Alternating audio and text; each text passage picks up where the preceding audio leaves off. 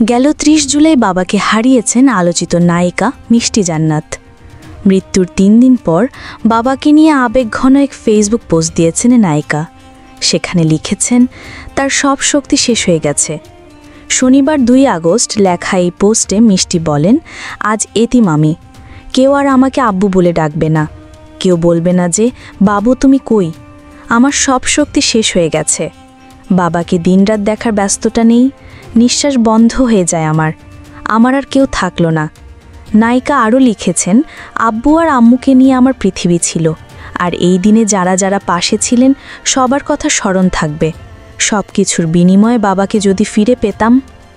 ২০১৪ সালে লাভ স্টেশন সিনেমার মাধ্যমে সিনেমায় ক্যারিয়ার শুরু করেন মিষ্টি জান্নাত।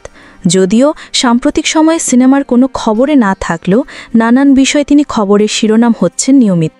ASBD24 সত্য প্রকাশে অপসীম। চ্যানেলটি সাবস্ক্রাইব করুন।